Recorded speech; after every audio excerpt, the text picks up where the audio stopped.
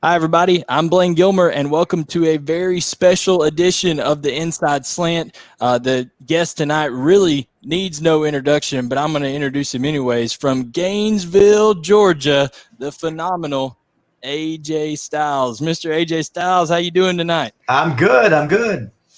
Man, I'm so thankful you came on here. As most people know by now, if they've followed you at all, huge Georgia Bulldog fan. Huge Georgia fan. Huge for to the point where my little brother almost got named Herschel. Believe it or not. Gotcha. That's awesome. So it's just been a whole life thing, right? Just growing up, the mom and dad, everybody Georgia fans, huh? Everybody, you had to be, or you weren't allowed in the house. This is the way it was. Family rule. I got you. Well, I was going to kind of start off with saying, as a Georgia fan, which one do you think you got more butterflies for? Saturday night kickoff or a WrestleMania going out WrestleMania event? Which one gives you those jitters more? Because I know everybody's excited, just college football fans in general, to see. Well, you look at it this way. I bet those guys let's say in the NFL, after so many games they've played, maybe they don't get the butterflies that they wish they got. And it's the same thing after 21 years, even WrestleMania. To a point, was like, yeah, it's fun. Here we go. But it's like, I wish I'd get those butterflies like I used to before, because you get that extra bit of energy.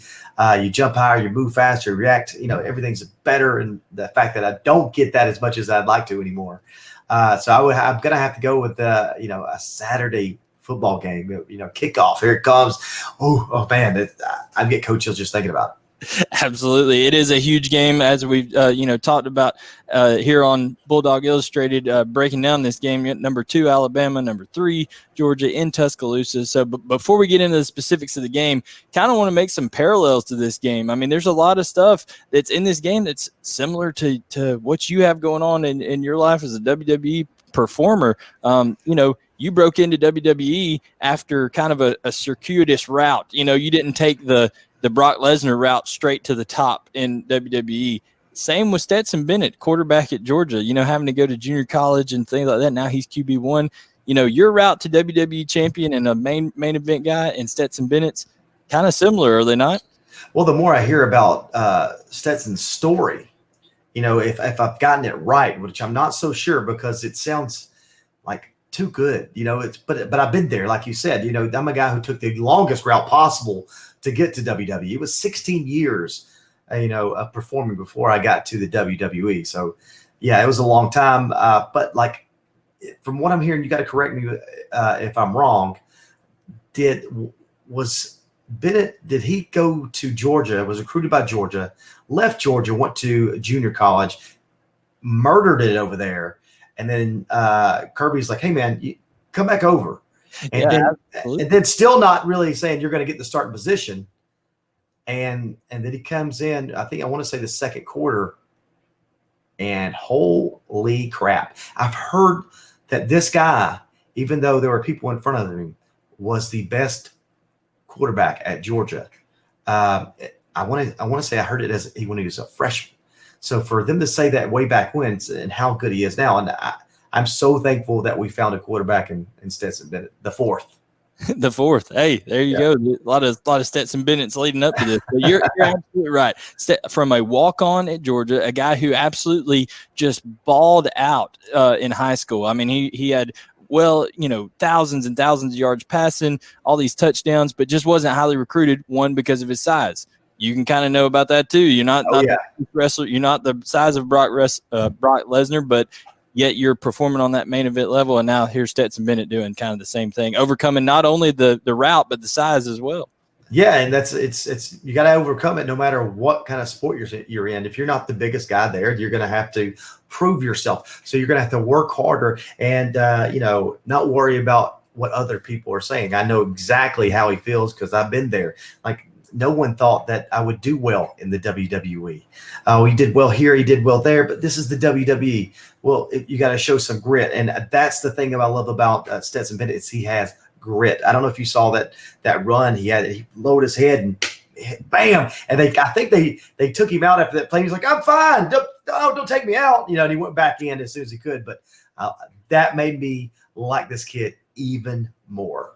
Yeah, but I have a feeling Kirby didn't like Kirby. You could see it. Kirby did not like that at all. He was probably similar to the guys in the back at WWE when somebody takes too hard of a chair shot or jumps off a ladder or something like that. They're like, "Hey, we love it, but you don't have to, hurt yourself doing it." I have literally been said, "Don't ever do that again" by Vince McMahon. So I've been there, but there's this pride about yourself, that you can take it, you can do it, you can, like in Stetson's, but get that extra yard, but listen.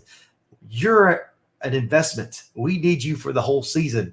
Please don't do that anymore. I loved it, but yeah, I'm with Kirby on this one. Like, hey man, don't get hurt because you're as far as I know, the best quarterback that we got on the field, and just his footwork and everything that he was doing. I was like, wow, how was he not starting? But there are some great stories also that are being told by other quarterbacks. Absolutely. He is a heck of an athlete, but you mentioned the coaches and them telling you, don't do it, or Vince McMahon saying, don't ever do that again and stuff like that. I did want to touch on that real quick because I think there's some similarities there too between the chairman of the WWE who has all these, preconceptions about him. But same thing with Nick Saban and Kirby Smart. A lot of people think they're just kind of some, mean SOBs and they rule with an iron fist and stuff like that. A lot of people think that about Vince McMahon too in the WWE. So does the greatness and how they do stuff kind of get misconstrued sometimes? I'm sure it does, but I think it's intimidation, because you don't know this man until you get to know him. Then you realize he is just a man, but he's very smart in everything that he's done. Like Vince McMahon is one of the best promoters ever, maybe the best, obviously with things that have happened throughout the years.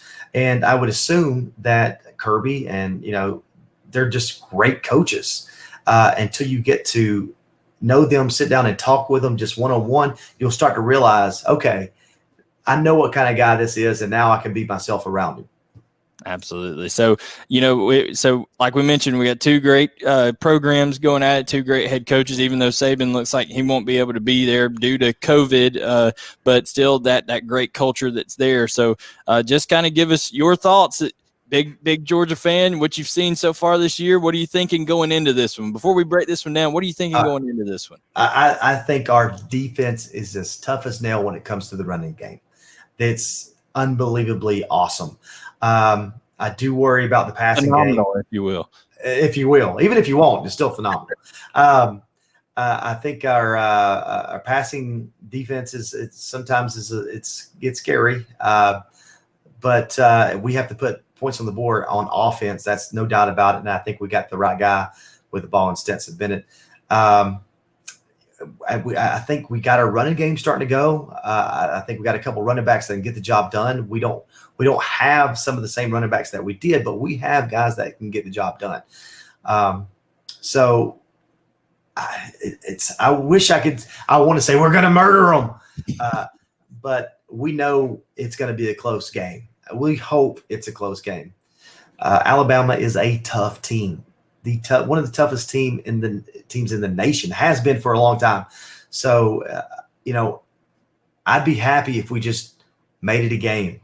I still think Alabama is a very, very tough team, and that we've got to play our best to beat them.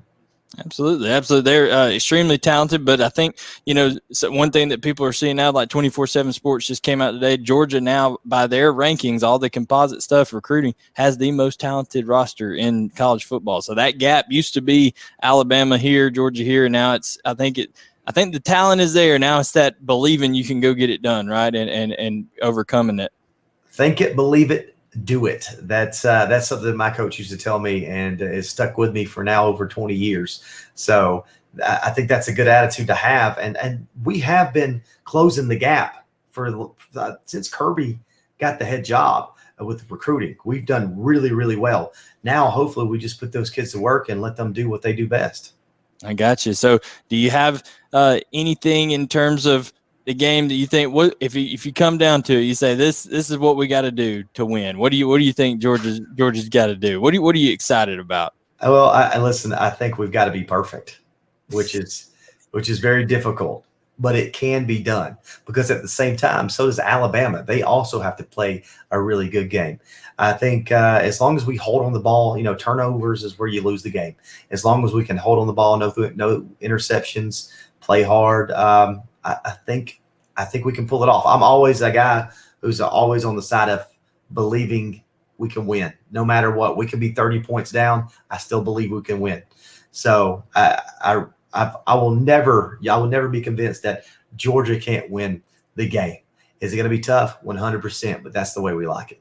Absolutely. So, like we've talked about, huge game there, but I just wanted to get some Georgia, since you are such a huge Georgia fan. Who's favorite all time? If you had to pick a favorite all time Bulldog, who's come on? It's Herschel. It's everybody's favorite. My dad, 80, just like the way we watch the game, he'd make us sit down and watch this guy run the ball. He's unbelievable. I show my kids highlights of Herschel Walker and the things he had done. It's just unbelievable, the things he has done. And then you go on and man, he did more than people thought that he, in the NFL, he was still that great runner. And to this very day, he could probably still run a lot faster than a lot of the talent. It's crazy that sounds. So it's always going to be Herschel. I can't see anybody surpassing him as far as the Georgia player, ever for me. Man, Herschel would probably make a good angle in the WWE. Vince, he's in great shape. Vince should work that to get a call, man. He'd work a match against Herschel Walker. Shoot, he'd be my tag team partner. I can't work against Herschel. Can't do it. I got you, man. So, in terms of just you and your family, game day, you got any stuff that you like to do? I mean, I know sometimes y'all probably go to the games, but I know it's different this year. So what's it like over there in Styles country when the Georgia game comes around? What used to be, everybody would come over the house and we'd have like a little feast. But now, these days, I got to watch what I eat. I can't be eating all those carbs. I can't be those chips and stuff like that. So it's we keep it low budget as far as food goes, and just enjoy the game. I mean, we're happy to have it this year, right? We're just happy to have Georgia football. Absolutely. And, personally with you right now in the WWE, I know you were embroiled, going for the Intercontinental Championship there. And then now you've switched back over to got drafted to the Red Brand on Raw. So kind of what's going on with AJ Styles right now? I don't know. I don't know exactly what's going on with AJ Styles. I was in a triple threat match this past Monday night where Jeff Hardy got hit in the back by Elias, the guitar. I thought might as well pin the guy. He's laying right there. So I got my first win back on Raw. I got a pin. So I'm winning so far. Where it'll take me, I don't quite know yet. Absolutely. I did hear one interesting thing this week that even though Saban's not going to be physically on the sideline, there was somebody making parallels between Brock Lesnar's streak and Nick Saban's streak. They said, the Undertaker. Yeah. He went 21-0 at WrestleMania before he got beat by Brock Lesnar. Nick Saban is 21-0 versus his former assistants. I mean, come on now. What are you thinking? Well, I can tell you this. One of the strongest men I have ever been in the ring with is Brock Lesnar. So if we're coming at Alabama with some Brock Lesnar attitude, oh, man, it's going to be scary. This guy, Brock Lesnar, grabbed me by the top of the head and threw me into the corner with one hand, and I landed on my feet. It's that kind of strength that I hope that Georgia brings this Saturday. Absolutely. AJ, can't thank you enough. Obviously, just like you, everybody is so excited to watch some Georgia football, and hopefully maybe even we'll be able to bring you back on later the year. Maybe there's Georgia and Alabama for the second go around. You never know, right? And I just want to make something clear. This hat is not a Yankees hat. This is my son's high school football team. It's an N and an H, North Hall. So I want everybody to calm down when you see this hat. I have to do this every time. I have to explain myself every time. So, hey, there you go. I think he's repping a Georgia shirt. I can see the top of the G there. Yeah, there it is.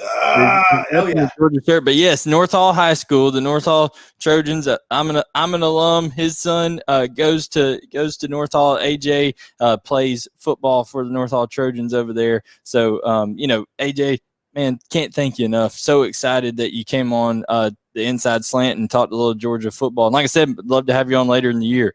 Let's do it. All right, you can catch everything with AJ Styles on. He's on the Red brand now, so on Raw every Monday night. Go check him out over there. And AJ, thanks for coming on. And guys, we'll catch you next time on the Inside Slant.